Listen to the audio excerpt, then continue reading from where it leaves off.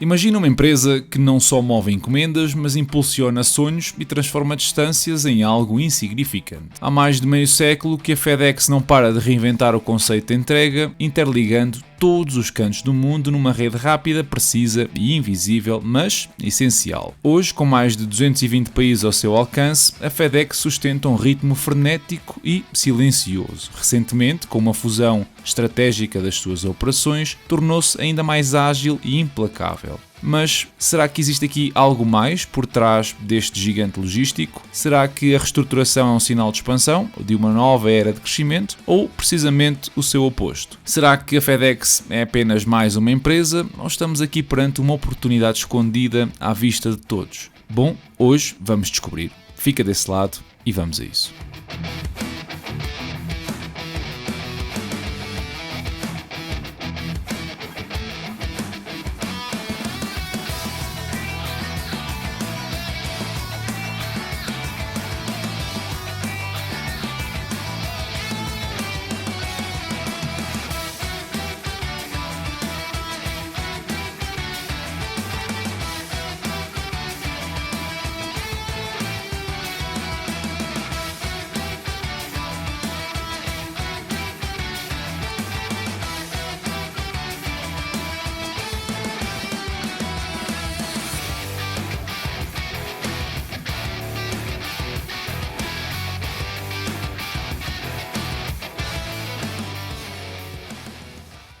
Olá e sejam bem-vindos a mais um episódio do canal Dividendos. A FedEx Corporation foi fundada em Delaware em 1997 e é uma das maiores empresas de logística e transporte expresso no mundo. O seu modelo de negócio é baseado em fornecer serviços rápidos e confiáveis de entrega para clientes individuais e também empresariais, utilizando uma vasta rede de transporte, quer aéreo, quer terrestre. O objetivo central da empresa é ligar clientes globalmente através de soluções de transporte eficiente, permitindo o envio e a recepção de produtos em prazos muito curtos. A empresa está bem posicionada para capitalizar a crescente procura de serviços de entrega, especialmente devido ao aumento do e-commerce e da globalização. Mas, como sempre, vamos ver como é que esta divide o seu modelo de negócios e começamos por conhecer o primeiro segmento. A FedEx Express é o segmento mais reconhecido da empresa e também o mais importante em termos de receita e especializa-se em entregas rápidas, tanto domésticas como internacionais, utilizando principalmente o transporte aéreo. A FedEx Express tem uma das maiores frotas de aeronaves do mundo, o que permite realizar entregas em praticamente qualquer parte do globo, e estamos aqui a falar de mais de 700 aviões de tipos diferentes. Este segmento é essencial para o transporte de encomendas urgentes e de alto valor agregado, como produtos eletrónicos, documentos importantes e alguns bens perecíveis. Em seguida, temos o FedEx Ground, um segmento focado em entregas domésticas nos Estados Unidos e Canadá, utiliza uma rede de transporte terrestre para serviços de entrega menos urgentes e geralmente também mais económicos. É muito utilizado por empresas de e-commerce, dada a competitividade em custo, para entregas de curto prazo. A FedEx Ground também utiliza um modelo de franquias para alcançar diferentes regiões de forma eficiente, o que melhora a sua cobertura geográfica sem comprometer a eficiência operacional. O terceiro segmento, o FedEx Freight, é um segmento responsável por transporte de cargas pesadas, que exige logística especializada e opções de transporte mais flexíveis. Abrange serviços de transporte de carga parcial ou completa, sendo essencialmente para empresas que precisam de movimentar grandes volumes de mercadorias. Este segmento acaba por complementar as ofertas dos dois anteriores, atendendo às necessidades da logística corporativa e do transporte industrial, e falta também dizer que liga entregas entre diferentes países, como os Estados Unidos, o Canadá, o México ou Porto Rico. Por fim, temos o segmento dos serviços, a FedEx Services, que é responsável por funções de apoio e suporte aos outros segmentos, como operações de marketing, tecnologia, atendimento ao cliente e também vendas. Neste segmento incluem-se serviços financeiros e soluções de tecnologia, como o seguimento e a monitorização dos envios, que ajudam a melhorar a experiência do cliente, e também acaba por destacar a aposta da empresa na transformação digital, investindo em tecnologia para optimizar as suas operações e aumentar assim a sua eficiência.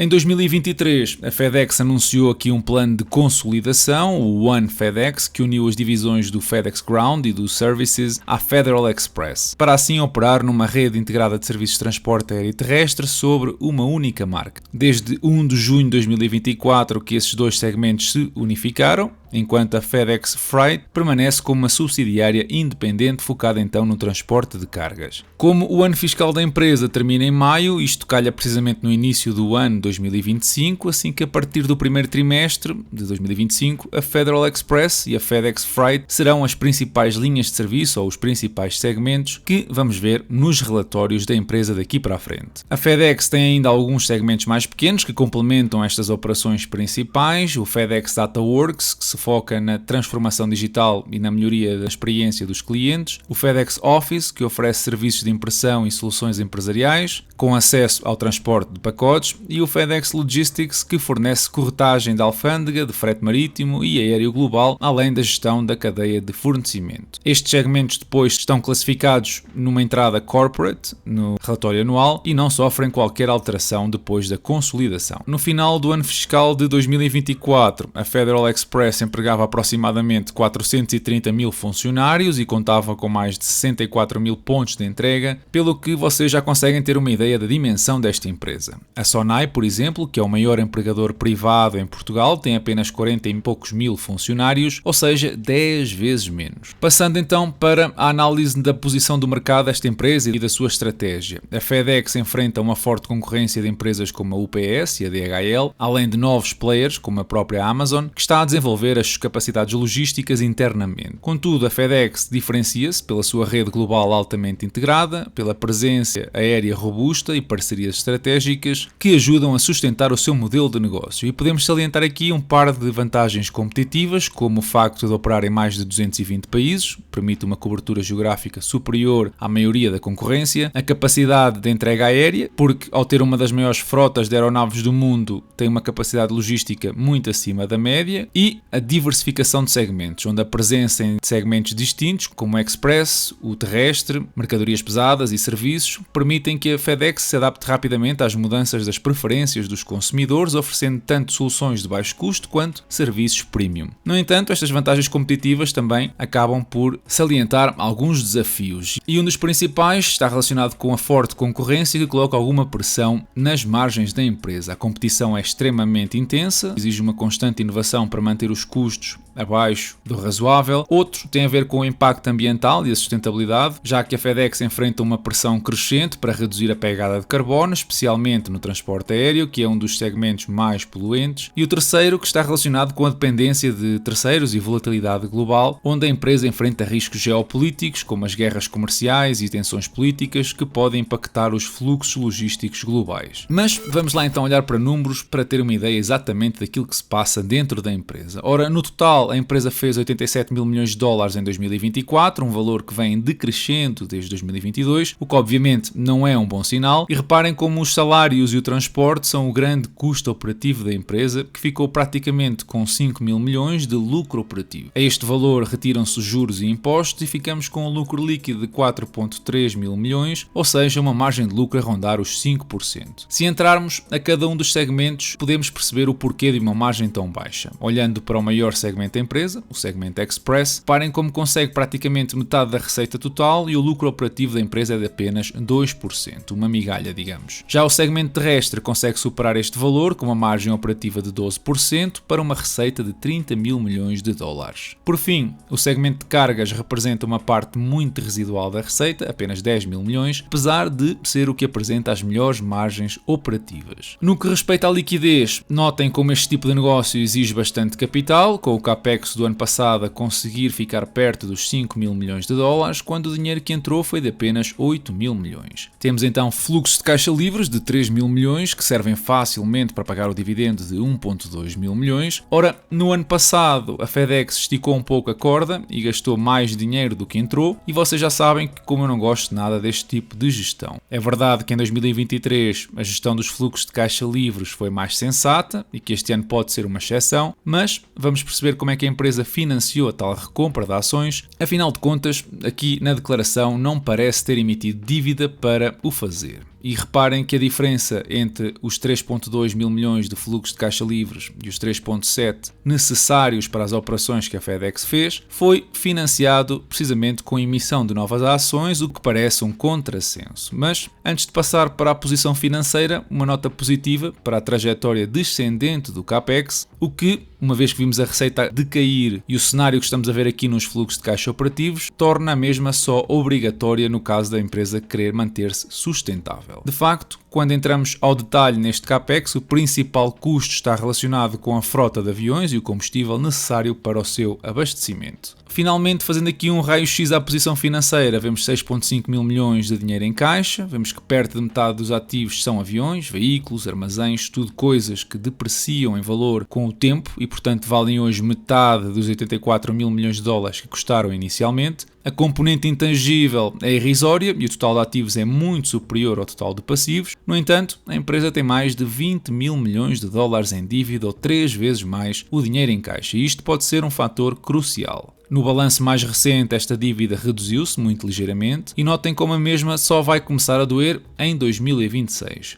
De 2026 a 2029, ou seja, os próximos 5 anos, a empresa vai ter custos de 1,5 mil milhões de dólares e 2,5 mil milhões de euros com a dívida, o que, dado os fluxos de caixa que tínhamos visto, e caso a empresa priorize o dividendo, esta dívida vai ser refinanciada porque não existe aqui capacidade de pagamento na totalidade, se também continuar a fazer recompras de ações. Ora, se aos 20 mil milhões de dívida retirarmos os 6,5 mil milhões de dinheiro em caixa, os 13, digamos, resultantes, aproximadamente, representam 1,4 vezes o EBITDA, o que é uma alavancagem saudável e que confere à FedEx um rating de crédito dentro dos limites da qualidade de investimento. Bem vistas as coisas, temos aqui uma das maiores empresas do mundo, cuja receita está com dificuldades desde 2022, com fluxos de caixa ocupados maioritariamente com o dividendo e com tranches significativas da dívida nos próximos anos. Será que a foto atual é resultado de um declínio do passado ou estamos perante um contexto temporário? Bom, vamos olhar para o passado e descobrir. E vemos uma receita que, apesar de 2022 ter sido o pico dos últimos 10 anos, tem vindo a crescer comparativamente com 2016, é um ritmo de 6% ao ano, o que não é excelente, mas também não é nada mau. O EBITDA vai oscilando muito mais do que a receita, e está em queda desde 2021, refletindo assim um crescimento mais modesto, de 4%, na última década. O facto da margem EBITDA estar a regredir também é sinónimo da enorme pressão da concorrência nesta indústria e que vamos estudar quando fizermos a projeção do mesmo. O lucro líquido mostra uma tendência mais animadora, com exceção dos anos da pandemia, apresentando um crescimento de 10% ao ano, aumentando a margem líquida de 3 para 5 neste período. Esta otimização operativa é um bom sinal, apesar de eu não acreditar que a margem possa continuar a crescer para lá dos 6%, já que empresas como a UPS ou a Expeditors apresentam margens líquidas neste intervalo. No que respeita a ações, eu vejo que existe aqui uma redução anual de 1% das ações totais em circulação e isto vai de encontro à política de recompras da FedEx, que de 3 em 3 anos, mais ou menos, abre a possibilidade de utilizar 5 mil milhões de dólares para essa finalidade. Ora, com o dividendo a 1,2 mil milhões e fluxo de caixa de 3,3, a verdade é que sobra muito capital para ir alocando, o que de certa forma também permite o crescimento do dividendo. Mas mais importante do que se o dividendo vai ou não crescer é perceber que o retorno sobre o capital investido neste tipo de negócio não consegue alegrar ninguém. Estamos a falar de um ROIC inferior a 10%, o que é desde logo decepcionante, e quando eu vos mostro que a concorrência está a executar com mais qualidade, apresentando um retorno superior, isto deveria ser suficiente para vos fazer acreditar que existem na mesma indústria melhores alternativas. Fechando aqui a componente histórica, ao olhar para os fluxos de caixa, e atenção porque os valores de 2025 são estimativas, tendo em conta as previsões quer da empresa, quer dos analistas, vemos um crescimento anual por ação de 16%, o que foi uma surpresa na realidade para mim, e os fluxos de caixa relativos ao património acionista aparecem aqui como negativos porque em 2016 a FedEx comprou a TNT Express e emitiu dívida para o conseguir fazer. Ora, isto inflacionou os fluxos de caixa e distorce assim a nossa base de comparação. As métricas dos últimos 3 anos apresentam crescimentos na casa de 11% a 13%, mas se atentarmos no que é a diferença de crescimento entre o CAPEX e os fluxos de caixa operativos, vemos que no mínimo a FedEx consegue crescer o capital a 4%. E isto é importante porque quando começarmos a tratar as perspectivas de crescimento ou as tendências do longo prazo, podemos ver aqui dois pontos muito importantes. Primeiro é que a expansão do comércio online exige uma procura continuada dos serviços de entrega rápida e confiável, o que representa desde logo uma oportunidade para a FedEx. Em segundo, porque o investimento que a empresa fez em automação e tecnologia permite oferecer uma melhor experiência ao cliente e reduzir custos operacionais no longo prazo. E depois, porque a empresa tem feito algumas aquisições durante o caminho que lhe permitem assim expandir a sua presença internacional e melhorar a capacidade de transporte terrestre e aéreo na Europa e na Ásia. Ora, a nível geográfico eu não vos mostrei antes, mas mostro agora. Existe aqui uma dependência com a economia norte-americana, com perto de 70% da receita a chegar dos Estados Unidos. Ora, o mercado americano está saturado e o aparecimento da Amazon Logistics tem sido claramente uma ameaça aos restantes operadores, pelo que 4% são as projeções para esta indústria da Mordor. Já globalmente esta indústria deve crescer ligeiramente acima desse valor, mas não superando os 7%. Assim que, para a minha projeção do EBITDA, eu estimo crescimentos entre 3% a 4%, em linha com a trajetória histórica, e para um múltiplo de saída de 9 vezes. Nestas condições, e assumindo que não consegue recomprar ações nem reduzir a alavancagem, a valorização que poderíamos esperar, se comprássemos uma ação ao dia de hoje, ronda 1% mais o dividendo, o que digamos não é nada apelativo. Mudando o método da projeção para os fluxos de caixa relativos ao património acionista, eu começo por mostrar-vos o que são as expectativas do mercado, em que o mesmo assume um crescimento destes fluxos entre 6% a 9%, mas tendo em conta que a margem dos mesmos é normalmente 3% da receita e que em 2035 a empresa consegue $25 por ação, a receita nessa altura deveria andar no mínimo nos 190 mil milhões de dólares, o que me parece um enorme salto relativamente ao que conseguiu fazer na década passada. Ora, eu vou ser mais conservador e aponto para crescimentos de 5% ao ano, em linha com o passado, e portanto o valor intrínseco na minha projeção é algo mais próximo dos $200 por ação. Olhando para mais um método de avaliação, através de um múltiplo preço-benefício, atualmente a empresa está dentro daquilo que é a sua mediana histórica, das 17 vezes, mas para o próximo ano fica abaixo dessa mediana e mais próximo da média da indústria. A nível técnico, esta é uma empresa previsível. Reparem que sempre que existiu uma recessão, o preço vem tocar na média dos 200 meses. Foi assim em 2009, em 2012, em 2020 e em 2022, onde tivemos um bear market, mas não se confirmou a recessão. Portanto, apesar de eu não ver aqui na empresa motivos suficientes para adicionar ao meu portfólio, pode ser interessante, caso os Estados Unidos ou a Europa entrem numa recessão, fazer aqui um trading temporário com